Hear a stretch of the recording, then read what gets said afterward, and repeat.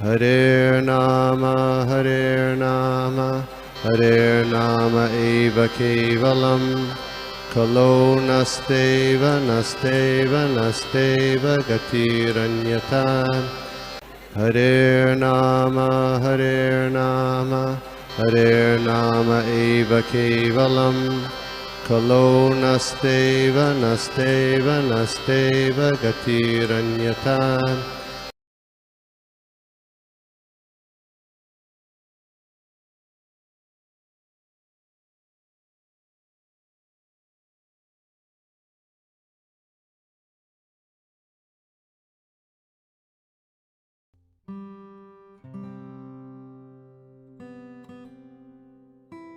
श्री गुरु श्री युत्पत्कमलं श्री गुरून् वैष्णवांश्च श्री रूपं साग्र जातं सगन रघुनाथान्वितं तं सजीवं साद्वैतं सावधूतं परिजन सहितं कृष्ण चैतन्य देवं श्री राधा कृष्ण पादान् सगन ललिता श्री विशाखान्वितं च हे कृष्णा करुणा सिंधु दीनबंधु जगतपते गोपेश गोपिका कांत राधा कांत नमोस्तुते तप्त कांचन गौरांगी राधे वृंदावनेश्वरी वृषभानुसुते देवी प्रणमामि हरिप्रिये वाञ्छा कल्पतरुभ्यश्च कृपा सिन्धुभ्येव च पतितानां पावनेभ्यो वैष्णवेभ्यो नमो नमः। नमो विष्णुपादाय कृष्णप्रेष्ठाय भूतले श्रीमते भक्तिवेदांत स्वामिनिति नामिने नमस्ते सारस्वती देवी गौरवाणी प्रचारिणे निर्विशेष शून्यवादी पाश्चात्य देशतारिणे जय श्री कृष्ण चैतन्य प्रभु नित्यानंद श्री अद्वैत गदाधर श्रीवासादि गौर भक्तवृंद। हरे कृष्णा कृष्णा कृष्णा हरे हरे हरे राम राम राम हरे हरे हरे कृष्णा कृष्णा कृष्णा हरे हरे हरे राम राम राम हरे हरे हरे कृष्णा कृष्णा कृष्णा हरे हरे हरे राम राम राम हरे हरे। ओम नमो भगवते वासुदेवाय ओम नमो भगवते वासुदेवाय ओम नमो भगवते वासुदेवाय।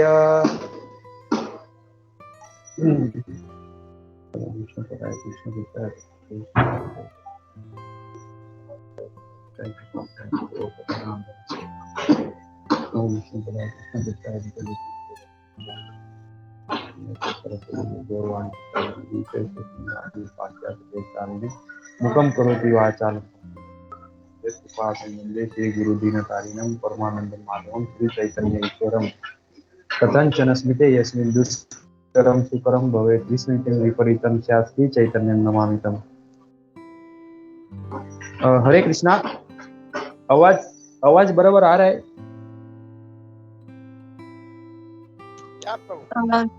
सभी को आवाज आ रहे है बराबर? यस माता जी। उस दिन क्या हुआ? स्क्रीन भी दिख रहा है ना प्रभु जी? हाँ, आपने स्क्रीन शेयर किया दिख रहा है। जी माता जी। तो हम लोग अभी जैसे श्रीमद् भगवत गीता हमारे जो ये साधु संघ ऑनलाइन ग्रुप में भगवत गीता रविवार के जो प्रोग्राम में चल रहा है, तो श्रीमद् भगवत गीता का अध्याय 5 का ये अंतिम 3 श्लोक है। तो आइए हम देखते हैं उन श्लोकों के बारे में। हरे कृष्णा। श्लोक संख्या 5.27 और 28। स्पर्शान् कृत्वा बहिर्बाह्यां चक्षुश्चैवान्तरे भ्रुवोः प्राणापानौ समौ कृत्वा नास्याभ्यन्तरचारिणौ यतेन्द्रियमनोबुद्धिर्मुनिर्मोक्षपरायणः विगतेच्छ भयात् क्रोधो यः सदा मुक्त एव स। हरे कृष्णा। इसका अनुवाद इस प्रकार है।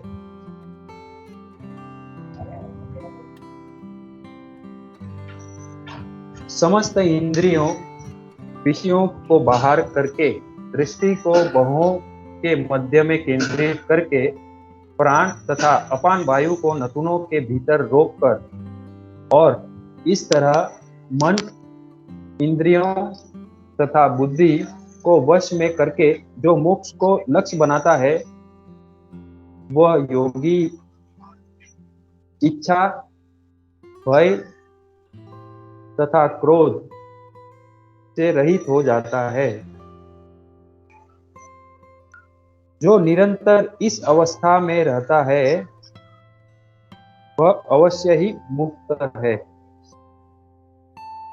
हरे कृष्णा।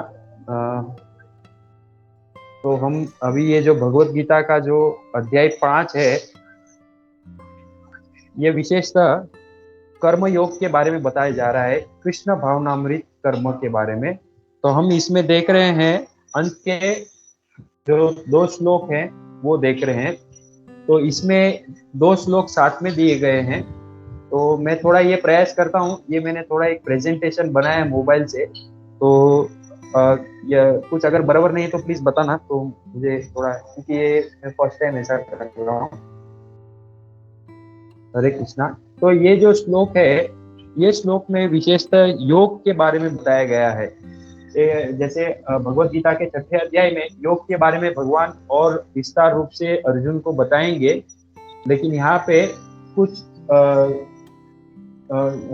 थोड़े मात्रा में योग के बारे में भगवान अर्जुन को बताते हैं। तो एक है योग मार्ग और एक है भक्ति मार्ग। यहाँ पे प्रभुपाद जी के तात्पर्य से और कुछ वरिष्ठ वैष्णव सन्यासी महाराज जी से कुछ श्रवण किया और कुछ इसमें अध्ययन करके कुछ ये यहाँ पे प्रस्तुत करने का प्रयास करता हूँ। तो आइए हम लोग ये समझने का प्रयास करते हैं।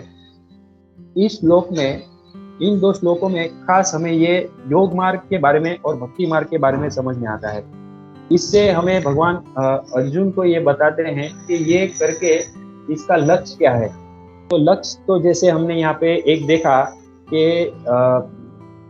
योगी इच्छा, भय तथा क्रोध से रहित, यानी इससे मुक्ति का प्रयत्न करता है, और वो जो ये निरंतर अवस्था में रहता है वो मुक्त है। तो यहाँ पे जो योग मार्ग है उसके बारे में हम थोड़ा विशिष्ट रूप से देखने का प्रयास करते हैं। तो इसमें थोड़ा फॉन्ट छोटा है, मैं प्रयास करता हूँ आपको समझाने का एक एक बोल के साथ में। तो हम देखते हैं योग जो हमें ये देखने मिलता है, वो आज के जो योग में हमें देखने मिलता है वो शारीरिक, ज्यादातर प्रभुपाद जी से बताते हैं वो शारीरिक जिम्नास्टिक है, शारीरिक कसरत है वो।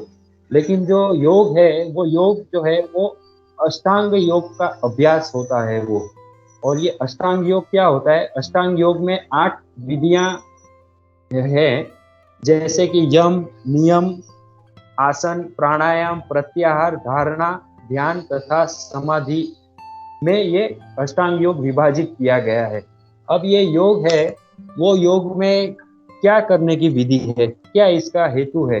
तो इसका जो विधि है वो विधि इस प्रकार है कि इसमें जो भी योगी होता है वो अपनी साधना में, योग मार्ग में जो योग की प्रवृत्ति करता है, उसमें उसको सर्वप्रथम तो सभी जो इंद्रिय विषय होते हैं उनको उसे बाहर करने पड़ते हैं। मतलब जो उनके मन में जो उनके विचार आते हैं, जो भी इंद्रिय विषय के बारे में वो विचार आते हैं, और ये जो विषय किस तरह आते हैं, ये जो प्रत्याहार करते हैं योग में, प्रत्याहार विधि से शब्द, स्पर्श, रूप, स्वाद तथा गंध का निराकरण करना होता है।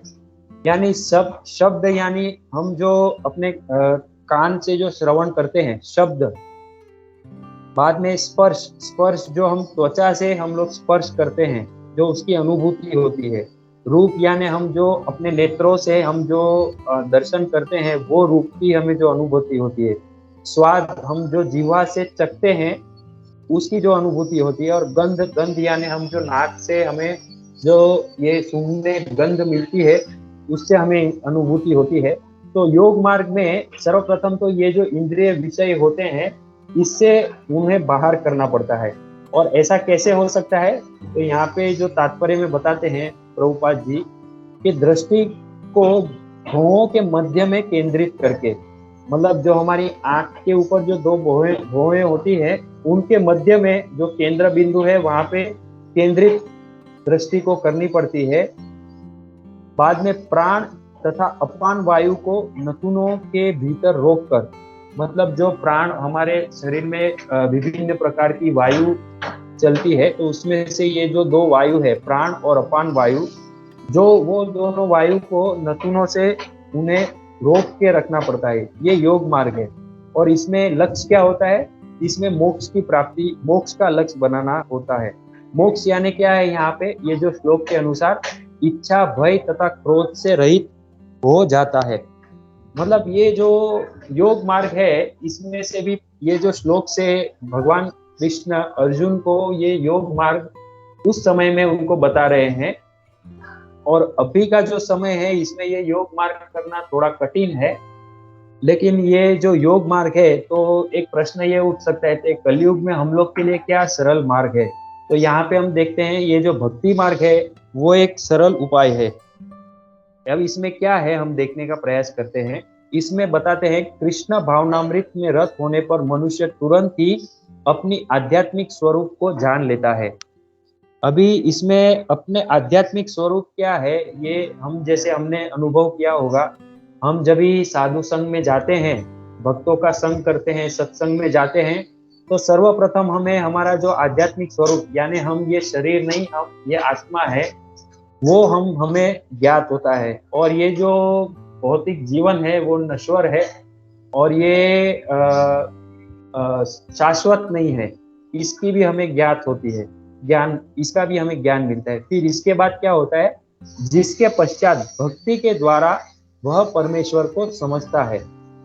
अभी जब भी हमें साधु संघ में आके, सत्संग में आके जब ये ज्ञान होता है कि हम ये शरीर नहीं, हम आत्मा है और ये भौतिक जगत नाश्वर है, तो हम बाद में ये देखते हैं कि इसका वास्तविकता, इसमें सत्य क्या है? सत्य यह है कि भगवान जो है वो पूर्ण पुरुषोत्तम भगवान श्री कृष्ण ही इसमें सत्य है और उनके ही हमें भक्ति करनी चाहिए। और उनका जो स्वरूप है पूर्ण पुरुषोत्तम भगवान श्री कृष्ण, उनके बारे में हमें ये जानकारी मिलती है, समझ में मिलता है। फिर उसके बाद क्या होता है? अपने कर्म क्षेत्र में भगवान की उपस्थिति का अनुभव करने योग्य हो जाते हैं।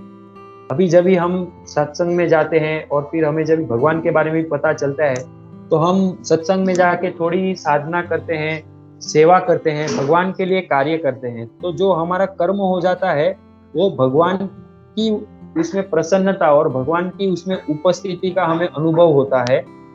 तो हम जो ये भक्ति मार्ग से, उससे हमें क्या फल मिलता है? जैसे भगवद गीता में भी कहते हैं, यत् करोषि यदश्नासि यद् जुहोषि तत् यत् तपस्यसि कौन्तेय तत्पुरुषो मदर्पणम। मतलब आप जो भी कार्य करते हैं, यदि आप कुछ कर्म करते हैं, यदि आप कुछ यज्ञ करते हैं, यदि आप कुछ तपस्या करते हैं या कुछ आप दान देते हैं, वो मुझे अर्पित करके कीजिए। तो यहाँ पे जो हम ये कर्म के बारे में बताया जा रहा है, वो हम भगवान की उसमें उपस्थिति, यानी भगवान को प्रसन्न करना, भगवान की उपस्थिति का हम जब अनुभव करते हैं, तब क्या होता है? जब मनुष्य भक्ति करता है तो वह दिव्य स्थिति को प्राप्त होता है। तो ये दिव्य स्थिति वास्तविकता क्या है कि जैसे हम भक्ति में आए, साधु संघ में आए और हमें जब भी भगवान के बारे में पता चला, हम थोड़ी सेवा साधना करते हैं और हम भगवान को ये प्रसन्न करने का प्रयास करते हैं, भगवान की शरणागति लेते हैं, तभी हमें एक वास्तविक जो भगवान के प्रामाणिक प्रतिनिधि है, जो कि गुरु के रूप में आते हैं, हमें उनसे परिचय होता है। और उनसे जब परिचय होता है तो हम उनकी शरणागति में जाते हैं, गुरु की। तो वो जो गुरु की शरणागति होती है, तभी जाके जो हमारा जो वास्तविक संबंध है वो भगवान से, आध्यात्मिक संबंध है, वो जुड़ता है। ऐसे तो हमें परिचय हो गया भगवान कौन है और हमें भगवान से क्या हमारा संबंध है, लेकिन भगवान से हमारा जब ये संबंध, जब हम भगवान के प्रामाणिक प्रतिनिधि गुरु के माध्यम से जुड़ते हैं, तो हमारा जो संबंध है वो भगवान से जुड़ता है। और यही वास्तविक जो है दिव्य स्थिति है, यानी भगवान के प्रामाणिक प्रतिनिधि गुरु शिष्य परंपरा में जो गुरु आते हैं, हम उनकी शरण लेते हैं, उनसे आश्रय लेते हैं, उनसे दीक्षा लेते हैं। तो वो जो है वो हम जो है वो एक एक प्रथम चरण है ये दिव्य स्थिति का। ऐसा नहीं कि हमने अभी दीक्षा ले लिया तो हमारा सब हो गया। ये जो है, ये जो दिव्य स्थिति की एक प्रथम चरण है। इसके बाद जब भी हम गुरु से हम और जब भी उपदेश ग्रहण करते हैं, और ऐसा ही नहीं सिर्फ दीक्षा गुरु, हम शिक्षा गुरु से भी ग्रहण करते हैं। तो वो जब भी उपदेश ग्रहण करते हैं और जब भी हम उनके वाणी उपदेश की जो हम प्रामाणिकता से सेवा करने का प्रयत्न करते हैं, तो धीरे धीरे हमारी ये जो दिव्य स्थिति है उसका एक एक चरण हमें समझ में आता है। अब इसमें ऐसा होने से आगे क्या होता है, किंतु कृष्ण भावना भावित व्यक्ति सदैव भक्ति में लीन रहता है, जिससे उसकी इंद्रियों के अन्य प्रवृत्त होने का भय नहीं रहता।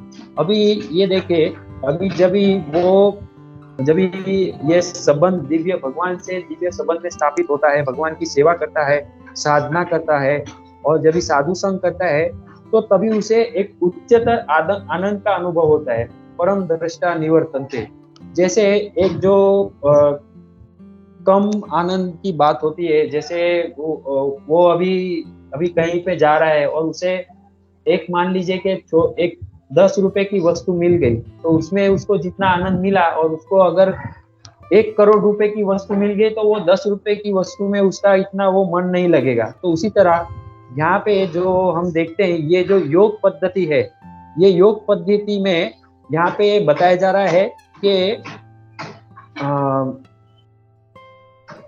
समस्त इंद्रिय विषयों को बाहर करके, मतलब यहाँ पे योग मार्ग है, वहां पे प्रयत्न करना पड़ता है, यत्न करना पड़ता है।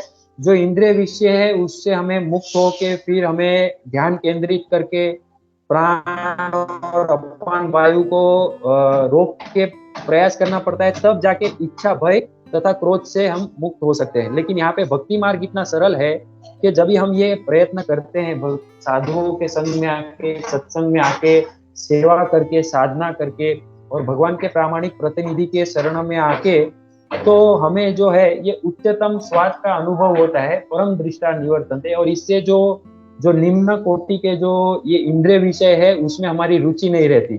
तो इसमें ये कहा जाता है कि जिससे उसकी इंद्रियों के अन्यत्र प्रवृत्त होने का भय नहीं रहता। तो यहाँ पे जो है पहली बात, भय यहाँ से चला जाता है भक्ति मार्ग में। जो योग मार्ग से करना अत्यंत कठिन है, लेकिन भक्ति मार्ग से करना इतना सुगम है। अभी अष्टांग योग की अपेक्षा इंद्रियों को वश में करने की यह अधिक उत्तम विधि है। तो हमने अभी जैसे देखा कि अष्टांग योग की अपेक्षा ये जो भक्ति मार्ग से हम प्रयत्न करते हैं, तो ये एक उत्तम विधि हो जाती है। कृष्ण भावनामृत योग के सिद्धांत को संपन्न करने की सरलतम विधि है।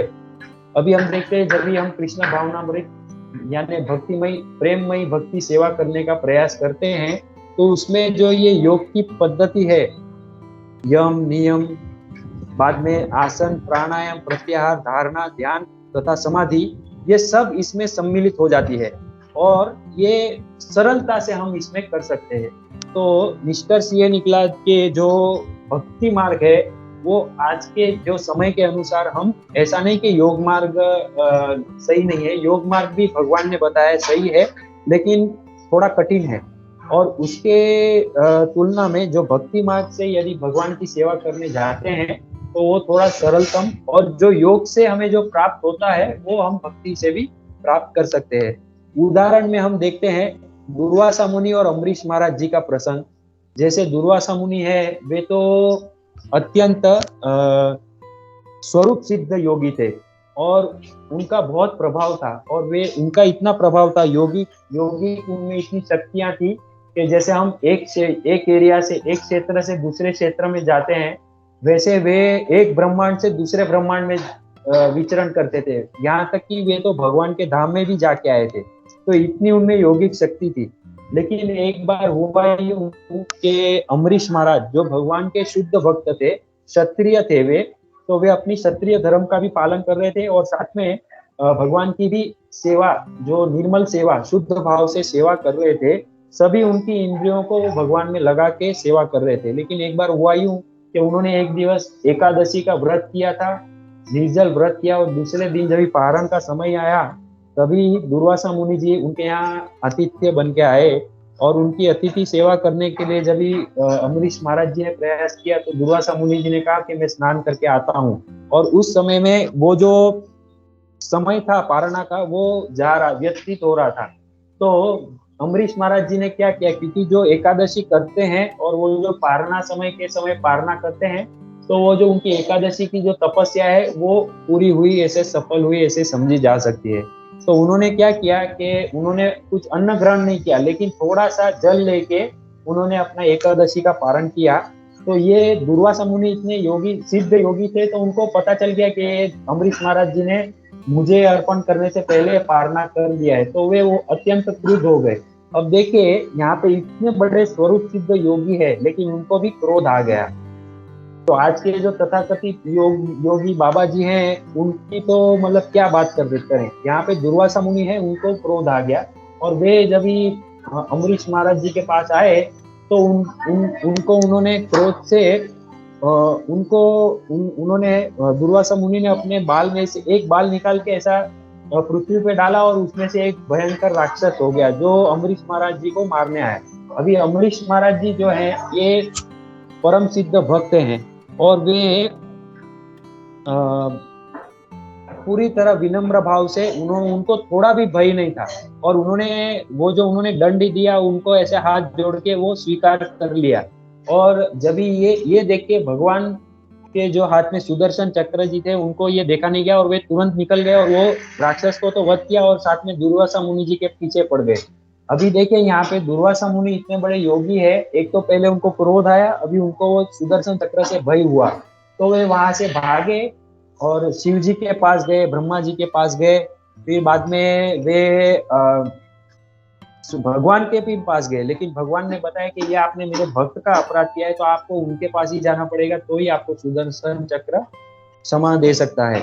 तो वे वापस अम्बरीश जी के पास आए। तो अभी देखिए अम्बरीश जी जो भक्त हैं, इतने शुद्ध भक्त हैं, तो उनमें भी अगर वे चाहते तो वे उनको भी कुछ ऐसा ये श्राप या कुछ भी ऐसे कर सकते थे, लेकिन उन्होंने वैसा किया नहीं, थोड़ा भी क्रोध व्यक्त नहीं किया, और उन्होंने तुरंत ही मतलब ऐसा वो अपराध भी नहीं लिया यो दुर्वासा मुनि का।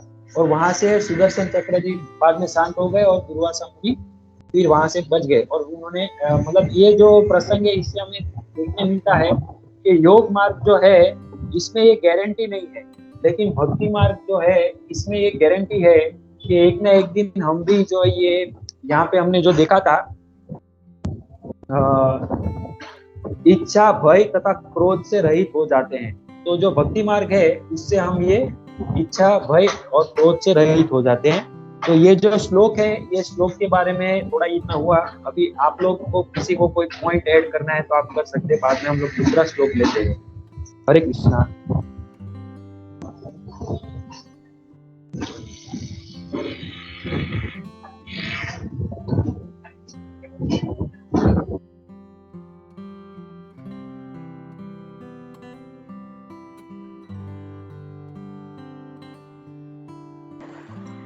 हरे कृष्णा प्रभु जी। प्रभु जी बहुत सुंदर कहा आपने, इतने अच्छे से विश्लेषण किया कि योग मार्ग से कितनी भी हायर पोजीशन अगर प्राप्त कर ले दुर्वासा मुनि जैसी, वो स्वर्ग में भी जाके आ सकते थे, ऊपर ऊपर के लोक में भी जा सकते थे, लेकिन भक्ति नहीं है तो भी वो सुदर्शन से डर गए और फिर इधर उधर भागने लगे। भक्ति मार्ग कितना सुंदर था, जब कि अम्बरीश महाराज को कुछ भी नहीं करना पड़ा, वो तो ऐसे खड़े थे, लेकिन स्वयं भगवान से हाथ से निकल के, भगवान की आज्ञा से पहले ही सुदर्शन जी निकल के आते हैं और भक्त को बचाते हैं। तो भक्ति मार्ग कितना अच्छे, बहुत अच्छे से समझाया।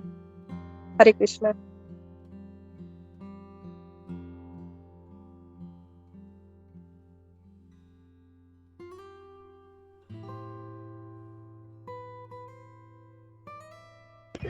हरे कृष्णा। किसी को और कोई कमेंट करना है या कुछ कहना है, या अगला श्लोक चालू करो।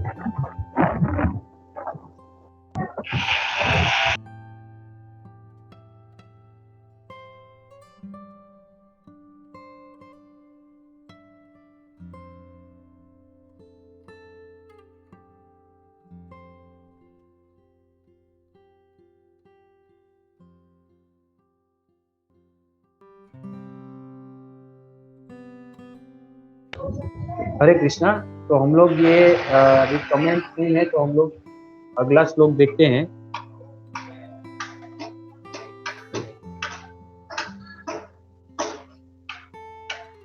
एक मिनट।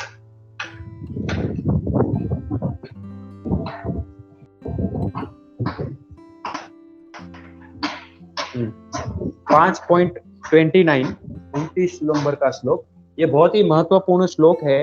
और ये श्लोक जो है ये हमें शांति कैसे प्राप्त हो सकती है इसके बारे में बताते हैं। और ये जो श्लोक है ये हृदयस्थ करने जैसा श्लोक है। तो आइए हम इसका उच्चारण करके समझने का प्रयास करते हैं।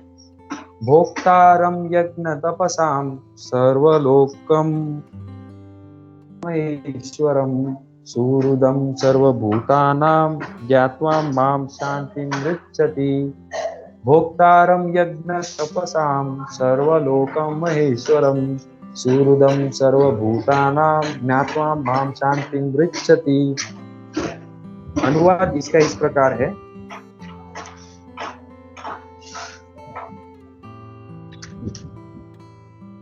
मुझे समस्त यज्ञों तथा तपस्याओं का परम भोक्ता, समस्त लोकों तथा देवताओं का परम ईश्वर एवं समस्त जीवों का उपकारी एवं हितैषी जानकर मेरे भावनामृत से पूर्ण पुरुष भौतिक दुखों से शांति लाभ करता है। तो ये जो श्लोक है ये इतना महत्वपूर्ण श्लोक है कि ये श्लोक के माध्यम से हमें ये शांति कैसे प्राप्त हो ये समझ में आ सकता है। तो ये जो श्लोक है इसके एक एक शब्द को हम जब भी हृदयस्थ करने का प्रयत्न करेंगे तो हम भी निश्चित शांति प्राप्त कर सकते हैं। तो आइए हम लोग देखते हैं इसमें जो भोक्तारम है उसके बारे में थोड़ा देखते हैं। भोक्तारम यानी भोग करने वाला, भोक्ता। अभी भोक्ता कौन हो सकता है वास्तविक में? एक तो ये है कि भगवान स्वयं है भोक्ता, और ये भगवान को जैसे हमें ये शांति प्राप्त करनी है तो ये सबसे पहला जो ये शब्द है यही समझेंगे तो इसमें शांति प्राप्त हो सकती है। शांति का सबसे बड़ा सूत्र यही है कि भगवान कृष्ण समस्त मानवीय कर्मों के भोक्ता हैं। और ऐसा क्यों है वे? क्योंकि भगवान स्वयं बताते हैं भगवत गीता में, अहम सर्वस्य प्रभवो मत्तः सर्वं प्रवर्तते इति मत्वा भजन्ते मां बुधा भाव समन्विता। भगवान कहते हैं, शिल प्रभुपाद जी अनुवाद में बताते हैं, जय शिल प्रभुपाद, मैं समस्त आध्यात्मिक तथा भौतिक जगतों का कारण हूँ। प्रत्येक वस्तु मुझी से उद्भूत है।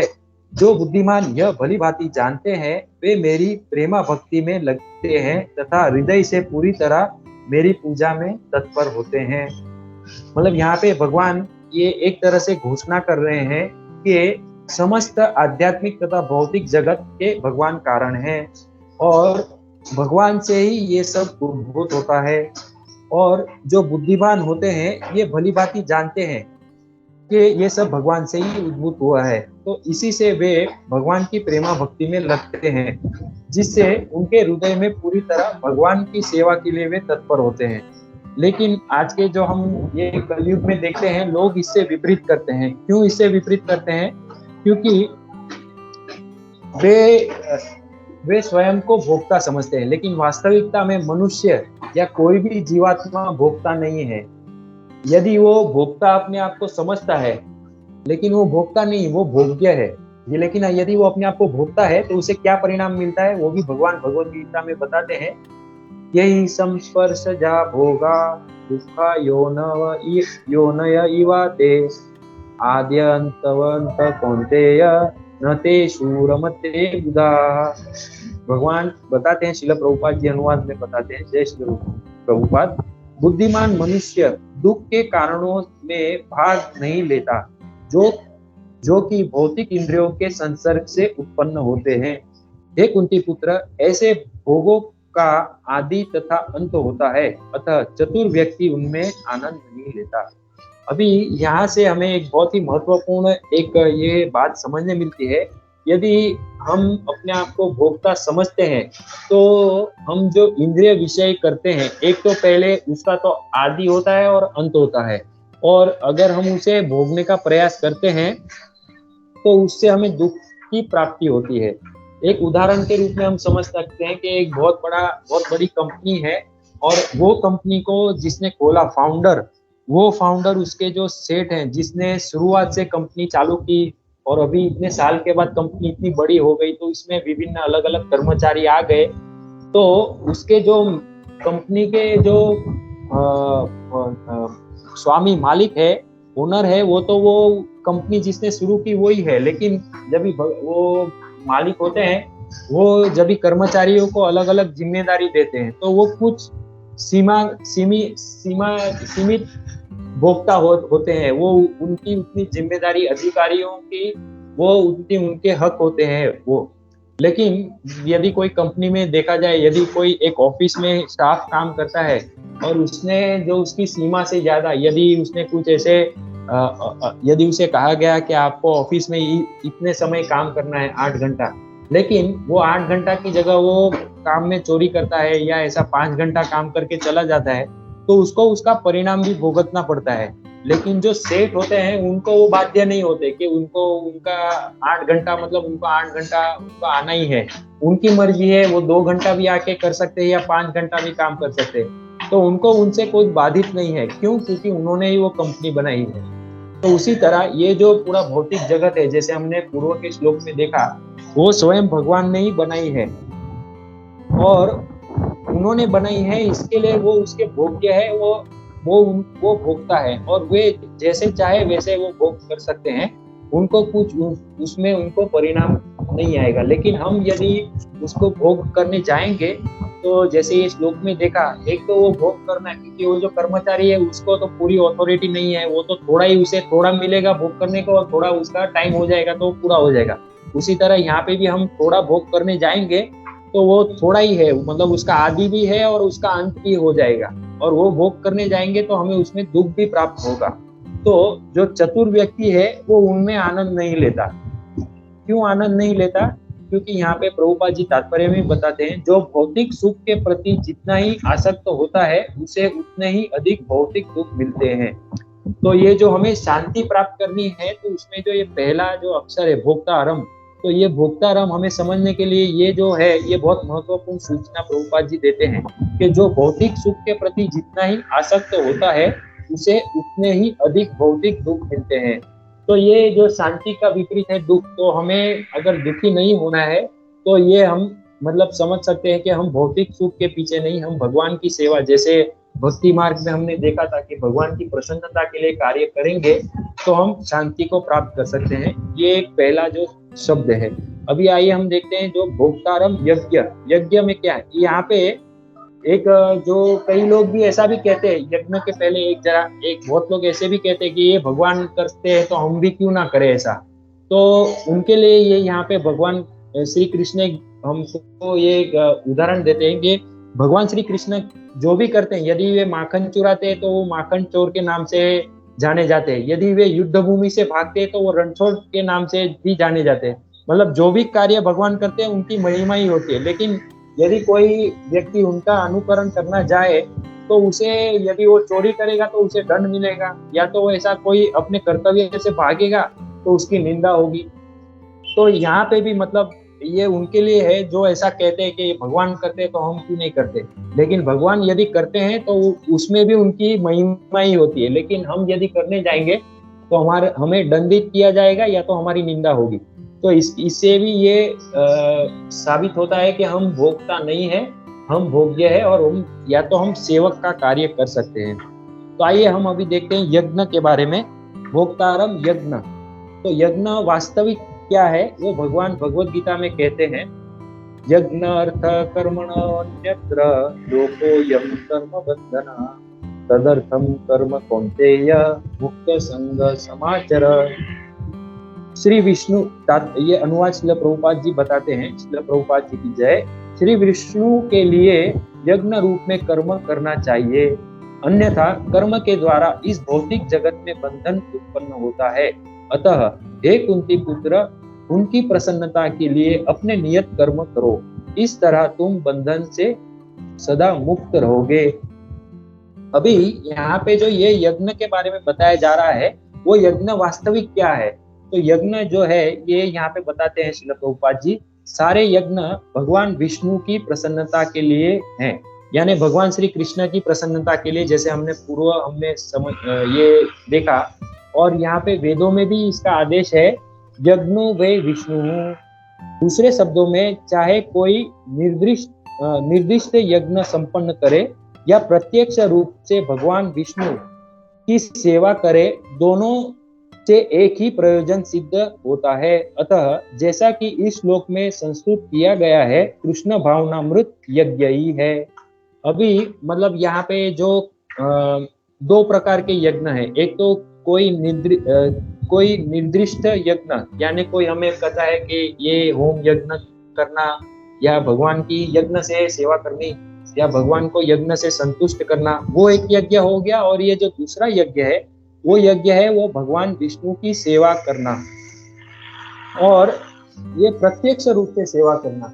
तो ये प्रत्यक्ष रूप से सेवा क्या होती है? जब भी हमने जैसे वो देखा भक्ति मार्ग में, कि जैसे हम हमारी जो दिव्य अवस्था, यानी हम जब भी भगवान के साथ हम अपना संबंध जब भी जुड़ता है गुरु शिष्य परंपरा के माध्यम से, और तभी हम जो कार्य करते हैं, वो जब भी हम गुरु को प्रसन्न करने का कार्य करते हैं, तो वो गुरु अपने पास नहीं रखते, वो अपने गुरु को देते हैं, फिर वे अपने गुरु को देते हैं। ऐसे आगे आगे जाते जाते वो भगवान तक पहुंचता है, और तभी वो भगवान उसमें प्रसन्न होते हैं, और वो जो फल है वो भगवान को प्राप्त होता है। फिर भगवान वो हमें उनकी कृपा देते हैं, और वो भी फिर वो उनके पहले शिष्य को, फिर वे अपने शिष्य को, फिर वे अपने शिष्य को, ऐसे ऐसे होते होते होते भगवान की कृपा हम तक आते आते महा प्रसाद होके वो कृपा प्राप्त होती है। तो ये भी एक यज्ञ है।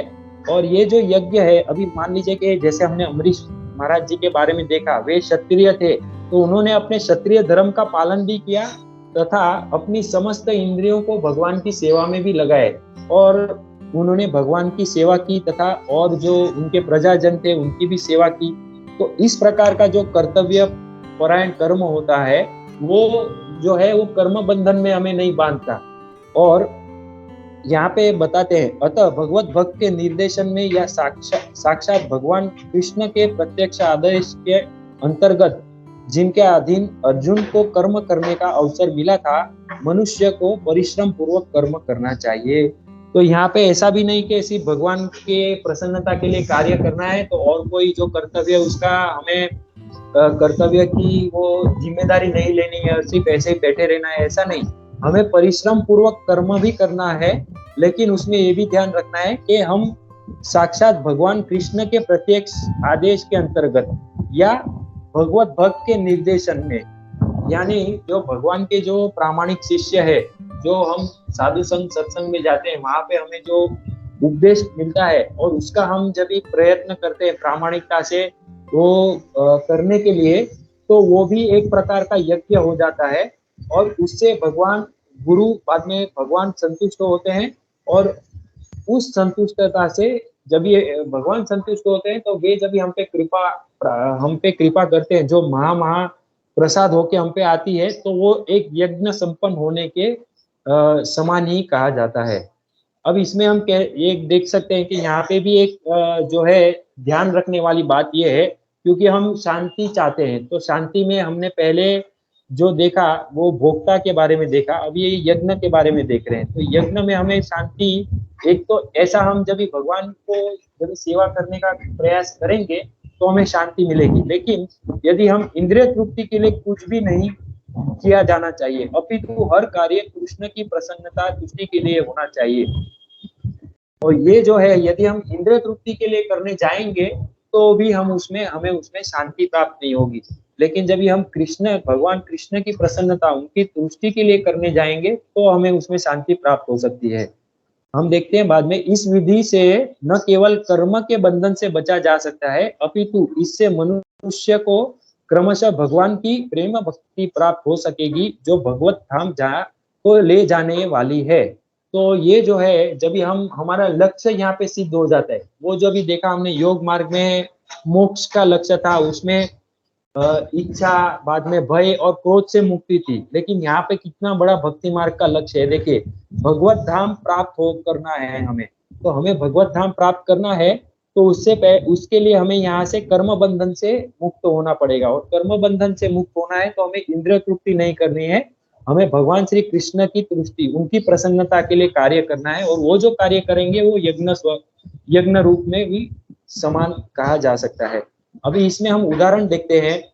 उदाहरण जैसे ये श्रीमद् भागवतम में आता है, जब जो ब्राह्मण जो थे वो यज्ञ कर रहे थे और वहां पे भगवान श्री कृष्ण अपने गोप सखाओं के साथ वहां पे विचरण कर रहे थे, और वहां पे जब उनको भूख लगी तो भगवान श्री कृष्ण ने अपने गोप सखाओं को कहा कि आप यहाँ पे यज्ञ हो रहा है तो यज्ञशाला में जाके यहाँ पे अपने लिए कुछ अन्न या भोजन लेके आइए। तो वहां पे उनके गोप सखा गए तो उन्होंने ब्राह्मणों को ये याचना की कि भगवान श्री कृष्ण और हम लोग को भूख लगी है तो आप हमें कुछ भोजन दीजिए। तो वहां के ब्राह्मणों ने उनको ये उत्तर दिया कि हम यज्ञ के लिए ये सब लाए हैं, अभी हम आपको नहीं दे सकते। तो वहां पे उनके ब्राह्मण की पत्नियां थी, तो उन्होंने, जो पवित्र पत्नियां हैं, उन्होंने ये उदाहरण ये व्यक्त किया, उन्होंने सब जो भी था वो अपने पति की अवज्ञा करके वो सब उन्होंने भगवान श्री कृष्ण और उनके गोप सखाओं को वो दे दिया। तो यहाँ से ये सिद्ध होता है कि जो यज्ञ जो है वो वास्तविक रूप में, यदि कोई यज्ञ भी करेंगे, होम हवन कुछ भी करेंगे, लेकिन उसमें भगवान की संतुष्टि नहीं है तो वो यज्ञ नहीं कहा जा सकता, या वो यज्ञ का फल हमें नहीं बराबर मिल सकता। और यदि हम भगवान की संतुष्टि, भगवान की प्रसन्नता के लिए यज्ञ करेंगे तो उसमें हमें जो उसका जो वास्तविक फल है भगवत धाम प्राप्त करना और भगवान की प्रसन्नता, तो वो हमें प्राप्त हो सकता है। यहाँ पे ब्राह्मण पत्नियां अपने उदाहरण से यहाँ पे हमें समझाती है। तो आइए अभी हम जो तीसरा शब्द है ये श्लोक का, भोक्तारम यज्ञ तपसाम, उसके बारे में देखते हैं। तपसाम क्या है? तपसाम यानी तपस्या का। तपसाम, इसमें भगवान ऋषभ देव जी श्रीमद् भागवतम में हमें समझाते हैं, नायम देहो देह भाजाम नृण लोके कष्टान कामान हरते विभुजाम ये तपो दिव्यम पुत्र कायेन सत्वम शुद्ध ध्येद यस्माद ब्रह्म सौख्यम त्वनंतम। अनुवाद श्रील प्रभुपाद जी के द्वारा। श्रील प्रभुपाद जी की जय। भगवान ऋषभ देव ने अपने पुत्रों से कहा, हे पुत्रों, इस संसार के समस्त देहधारियों में जिसे मनुष्य देह प्राप्त हुई है उसे इंद्रिय तृप्ति के लिए दिन रात कठिन श्रम नहीं करना चाहिए, क्योंकि ऐसा तो मल खाने वाले कुकर सुकर भी कर लेते हैं। मनुष्य को चाहिए कि भक्ति का दिव्य पद प्राप्त करने के लिए वह अपने को तपस्या में लगाए। ऐसा करने से उसका हृदय शुद्ध हो जाता है, और जब वह इस पद को प्राप्त कर लेता है तो उसे शाश्वत जीवन का आनंद मिलता है, जो भौतिक आनंद से परे है और अनवरत चलने वाला है। अभी यहाँ पे ऋषभ देव जी बहुत ही स्पष्ट रूप से और कठोर वाक्य में ऋषभ देव जी अपने पुत्रों को ये उपदेश दे रहे हैं। तो ये सर्वप्रथम उसमें श्लोक आता है कि समस्त देहधारी यानी मनुष्य जो है उन्हें इंद्रिय तृप्ति के लिए दिन रात कठिन श्रम नहीं करना चाहिए। यदि वो ऐसा श्रम करते हैं तो जो मल खाने वाला कुकर सुकर भी करता है। यानी यहाँ पे ऋषभ देव जी कहते हैं कि ये तो सब चार पग वाले और वो भी मल खाने वाले कुकर सुकर वो भी करते हैं, तो उनमें और हमें क्या फर्क रह जाएगा?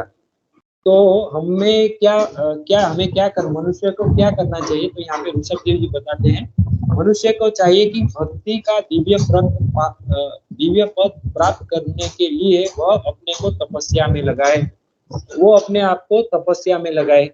अभी ये तपस्या क्या है? यहाँ पे हम देख सकते हैं मनुष्य जीवन तपस्या के लिए है। तपस्या के द्वारा वह भव बंधन से छूट सकता है। कृष्ण भावनामृत में रहकर मनुष्य को शाश्वत सुख की गारंटी मिल जाती है। भक्ति योग के द्वारा यह जीवन निर्मल हो जाता है। अभी ये जो तपस्या है ये बहुत महत्वपूर्ण है। क्या ये तपस्या करने से जीवन हमारा निर्मल होता है? यहाँ पे भी लिखा है कि हृदय शुद्ध हो जाता है। तो अभी हम देखते हैं कि बहुत सारे लोग ऐसे तपस्या में मतलब पानी भी नहीं पीते, एक एक महीने तक ऐसे लोग हैं जो केवल थोड़ा सा गर्म पानी पी के रहते हैं, या कोई कोई लोग तो पानी भी नहीं पीते, या कठोर तपस्या करते हैं, यानी जैसे ये ठंडे पानी में ऐसा ठंडी में वो रहते हैं, या ऐसा गर्मी में भी आग में रहना, और ऐसा सब अलग अलग हमें श्रवण करने मिलता है। लेकिन ये सब तपस्या करने से परम पूज्य गुरु महाराज जयप्रकाश स्वामी महाराज बताते हैं कि हमारा हृदय जो है वो कठोर हो जाता है, लेकिन जो कृष्ण भावनामृत भक्त होता है उसका हृदय कठोर नहीं होना चाहिए, वो निर्मल होना चाहिए, तभी वो जाके सभी भक्तों की सेवा कर सकता है, भगवान की सेवा कर सकता है। तो ये जो तपस्या है, एक तो पहले कि हमें इंद्रिय तृप्ति में नहीं लगानी है, और ये जो हमें भौतिक आनंद, ये भौतिक आनंद से हमें, जैसा हमने देखा, जो उच्च उच्च आनंद है परम दृष्टा निवर्तन थे, वो जो उच्च कोटि का आनंद है उसमें हमें जो अनवरत चलने वाला है, उसमें मतलब हमें शाश्वत अगर उसमें हमें हमारा मन को स्थिर करना है वो आनंद में, तो हमें सबसे पहले इंद्रिय तृप्ति में नहीं लगना है, जैसे ये कुकर शुकर भी करते हैं। और दूसरा जो है ऐसी तपस्या, यानी जिससे हम भगवान को प्रसन्न करने के लिए, भगवान के शुद्ध भक्तों को प्रसन्न करने के लिए प्रयास करें, तो वो तपस्या वास्तविक रूप में हमारे हृदय को निर्मल तथा शुद्ध बनाएगी। अभी आइए हम देखते हैं कि इसमें उदाहरण एक हमें देखने मिलता है विश्वामित्र मुनि जी का, जिन्होंने कई वर्षों तक तपस्या की, लेकिन मेनका जब आई तो वो मेनका के द्वारा उनकी जो तपस्या थी वो बाधित हो गई थी। लेकिन भगवान के शुद्ध भक्त श्रील हरिदास ठाकुर जी जो है, वे भगवान के पवित्र नाम हरे कृष्णा कृष्णा कृष्णा हरे हरे, हरे राम राम राम हरे हरे, इनका सतत जप करते हैं। और ऐसा ऐसा उन्होंने ये जप करके जो तपस्या की, वे प्रतिदिन 192 माला मतलब 3 लाख भगवान का नाम लेते थे। तो इतना नाम लेते हुए उन्होंने ऐसी तपस्या की कि उनका हृदय जो था वो इतना निर्मल हो गया कि उनके यहाँ पे माया देवी स्वयं एक स्त्री का रूप लेके, सुंदर स्त्री का रूप लेके गई, तो भी वे उनको विचलित नहीं कर सके, उल्टा वो श्रील हरिदास ठाकुर जी का संग प्राप्त करके वो भक्त बन गई। और ऐसी उनकी ये जो तपस्या थी, इससे श्री चैतन्य महाप्रभु भी प्रसन्न हो गए, और उन्होंने स्वयं उनको उनका सानिध्य, उनका संग दिया। और इस इतना तो क्या कहे, उनका जब ही अंतिम समय आया तो स्वयं चैतन्य महाप्रभु ने उनको अपने जो हाथ में उठा लिया, और वे जगन्नाथपुरी में वहां पे समुद्र तट पे वे सभी भक्तों के साथ, वो जो उनका अंतिम समय था, तभी उन्होंने सबने इतना ये नृत्य किया और कीर्तन किया, और सभी ने उनको बहुत ही अच्छी तरह उनकी अंतिम विधि की। तो इससे हमें ये समझने मिलता है कि जो भक्ति मार्ग है उसमें रह के यदि हम तपस्या करते हैं भगवान को प्रसन्न करने के लिए, और भगवान के शुद्ध भक्तों को प्रसन्न करने के लिए, और भगवान के नाम में हम रुचि लगा के इंद्रिय तृप्ति को भुला के जब भी प्रयास करते हैं, तो इससे अवश्य एक ना एक दिन हमारा भी हृदय वो निर्मल होगा, शुद्ध होगा, और इससे हम जो वरिष्ठ वैष्णव है, शिक्षा गुरु, दीक्षा गुरु को भी हम प्रसन्न कर सकते हैं। तो ये है तपस्या, और ये तपस्या और ये यज्ञ को भगवान ये भोग मतलब इसको स्वीकार करते हैं। आइए अब हम अभी अगले चरण में जानते हैं सर्वलोक महेश्वरम। अभी ये सर्वलोक क्या है? संपूर्ण लोगों तथा उनके देवताओं का महेश्वरम, परमेश्वर। अभी यहाँ पे एक बहुत ही महत्वपूर्ण तुलना आती है कि हम देखते हैं कि एक तो जो है हम बद्ध जीव, और एक है महेश्वरम यानी भगवान श्री कृष्ण। तो स्क्रीन दिख रही है सब लोग को? हरे कृष्णा, हाँ, ओके। तो इसमें महेश्वरम में ये हम देखते हैं कि मनुष्य को चाहिए कि प्रत्येक वस्तु भगवान की दिव्य सेवा में अर्पित कर दे, क्योंकि वे ही समस्त लोगों तथा उनमें रहने वाले देवताओं के स्वामी हैं। वे बड़े से बड़े देवता शिव तथा ब्रह्मा से भी महान हैं। वेदों में श्वेताश्वर उपनिषद 6.7 भगवान को परमेश्वरना परम महेश्वरम कहा गया है। अभी हमने जैसे वो देखा अहम सर्वस्य प्रभु, तो यानी भगवान से ही सब उद्भूत होता है। तो यहाँ पे एक तो उनका ये मतलब ये स्वामी है, और जो भी लोक हैं और जो भी देवता हैं उनके भी वे स्वामी हैं। और यहाँ पे तो यहाँ तक भी प्रभुपाद जी तात्पर्य में कहते हैं कि वे शिव सबसे बड़े देवता शिव जी तथा ब्रह्मा जी, जैसे आज सुबह के प्रातः सत्र श्रीमद् भागवतम में भी हमने ये इसके बारे में कुछ श्रवण किया कि शिव जी तथा ब्रह्मा जी से भी बड़े हैं। लेकिन जो बद्ध जीव होते हैं ये क्या होते हैं, माया के वशीभूत होकर सारे जीव सर्वत्र अपना प्रभुत्व जताना चाहते हैं। लेकिन वास्तविकता तो यह है कि सर्वत्र भगवान की माया का प्रभुत्व है। अभी ये हम देख सकते हैं कि हमारे नाम पे कुछ ये जमीन हो गई, प्रॉपर्टी हो गई, या हमारा कुछ बैंक बैलेंस हो गया, या हमारा कुछ ऐसा आधिपत्य हो गया, तो हम उसके जो है ये हम अपने आप को ईश्वर समझने लगते हैं। लेकिन यहाँ पे बताते हैं और प्रभुपाद जी कि और बद्ध जीव प्रकृति के कठोर अनुशासन के अंतर्गत है। लेकिन ये वास्तविकता क्या अवस्था है, ये भगवत गीता में भी भगवान बताते हैं। प्रकृते क्रियमाणानि गुणे कर्माणि सर्वश अहंकार विमूढ़ात्मा कर्ता हम इति मन्यते। भगवत गीता में भगवान बताते हैं, श्रील प्रभुपाद जी अनुवाद में समझाते हैं, श्रील प्रभुपाद जी से जीवात्मा अहंकार के प्रभाव से मोहग्रस्त होकर अपने आप को समस्त कर्मों का कर्ता मान बैठता है, जबकि वास्तव में वे प्रकृति के 3 गुणों द्वारा संपन्न किए जाते हैं। अभी यहाँ पे जो एक बहुत महत्वपूर्ण यहाँ पे हमें समझ में मिलती है बात, वो ये है कि हम जब भी प्रभुत्व जताने का प्रयत्न करते हैं, लेकिन वो वास्तविकता वो हमारा अहंकार होता है। वास्तविकता वो क्या होती है, वो प्रकृति के 3 गुणों द्वारा वो निर्धारित वो किया जाता है। और अभी यहाँ पे जो तुलना है वो बहुत महत्वपूर्ण तुलना आती है कि हम जो है वो भगवान की माया के वशीभूत है, लेकिन भगवान जो है जिनकी ये प्रकृति माया है, ये भगवान भी उनके स्वामी है। भगवान भगवत गीता में भी कहते हैं मया दक्षेण प्रकृति सूयते सचराचर, मतलब भगवान की ही अध्यक्षता में प्रकृति कार्य करती है और प्रकृति की अध्यक्षता में हम कार्य करते हैं। लेकिन हम ये समझते हैं कि ये हम कर रहे हैं, हम नियंत्रण कर रहे हैं, हम ईश्वर है, अहम ईश्वर अहम भोगी। तो ये बद्ध जीव की ये अवस्था है। तो हम जब शांति हमें शांति जब चाहते हैं, तो ये शांति प्राप्त करने के लिए जो ये चौथा सूत्र है हम ये सर्वलोकम ईश्वरम, ये हमें समझना पड़ेगा। अभी यहाँ पे भी है इंद्रिय तृप्ति के लिए इंद्रियों को निरंतर उपयोग करते रहने से वह अहंकार के कारण वस्तुतः मोहग्रस्त रहता है, जिससे वह कृष्ण के साथ अपने शाश्वत संबंध को भूल जाता है। अभी जैसे हमने एक पहले जो दिव्य अवस्था के बारे में देखा, जो गुरु शिष्य परंपरा से हमारा भगवान के साथ संबंध जुड़ता है, तो वो संबंध जुड़ने जब भी जुड़ जाता है, लेकिन फिर भी जब हम इंद्रिय तृप्ति के लिए इंद्रिय भोग के पीछे जब भी जाते हैं, तो उससे हमारा जो अहंकार संतुष्ट होता है और उससे हमें मोह भी ग्रस्त हो जाते हैं। कि जैसे हमने अभी जैसे मैं कुछ ऐसा कार्य करता हूँ, धन एकत्रित करने का प्रयत्न करता हूँ, तो मुझे कुछ बहुत सारा पैसा मिल गया और मैंने फिर उससे गाड़ी ले ली, घर ले लिया, तो उससे क्या होगा कि मैं ज्यादा वो भगवान की सेवा में यदि नहीं लगा रहा हूँ, क्योंकि मैं भगवान से अपना संबंध भूल गया हूँ, तो वो मैं अपने भोग के लिए जब भी उसे वापरता हूँ, तो एक तो उससे मैं कर्म बंधन भी अपना बांधता हूँ, और दूसरा कि उसके साथ मेरा जो अभी गाड़ी है, अभी गाड़ी को तो जरा सी ऐसी स्क्रैच भी लग जाएगी तो मुझे दुख हो जाएगा, अरे मेरी गाड़ी को इतना स्क्रैच हो गया।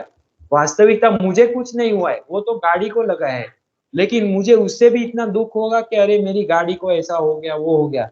तो ये जो विषय है कि हमें शांति चाहिए, तो यहाँ पे भी यह हमें बहुत समझने वाला सूत्र है, सर्वलोकम ईश्वरम, मतलब भगवान जो है वे ही सर्वलोक के ईश्वर है, स्वामी है, और सभी देवताओं के भी वे स्वामी है। हमें सभी जो देवी देवता हैं वे हमें जो जैसे हम कभी कभी ये जैसे श्रावण महीना आता है, बाद में ये जो गणपति जी का त्योहार आता है, नवरात्रि आती है, हम जब भी देवी देवताओं के पास जाते हैं और उनसे जब भी कुछ ऐसे याचना करते हैं तो वे हमारी जो भौतिक इच्छाएं हैं वो तृप्त कर देते हैं। तो हमें लगता है कि वे ही मतलब सर्वस्व है या वे ही स्वामी है। लेकिन वास्तविकता में भगवत गीता में बताते हैं कि वे जो है वो अविधि पूर्वक हम देते हैं। और वो भी मतलब जो देवता हमें जो देते हैं, हम जो उनसे याचना करते हैं वो देवता जो हमें देते हैं वो देवता भी भगवान की ही अनुमति से हमें वो देते हैं। मतलब भगवान ही हमें दे रहे हैं लेकिन देवताओं के माध्यम से हमें वो प्राप्त होता है। तो यहाँ पे भी हमें समझना चाहिए कि भगवान जो है वो सर्वलोकम ईश्वरम, मतलब सभी देवताओं के भी ईश्वर है। सभी जो देवता हैं वे उनके नियत जिम्मेदारी, उनका जो कार्य है वो कर रहे हैं। और उनके कार्य में जो आता है वो हमें देते हैं। लेकिन हमें ये नहीं समझना चाहिए कि ये देवता के द्वारा हमें सब मिल रहा है। ये जो है ये पूर्ण पुरुषोत्तम भगवान श्री कृष्ण से हमें प्राप्त हो रहा है। ये हम एक उदाहरण से देखते हैं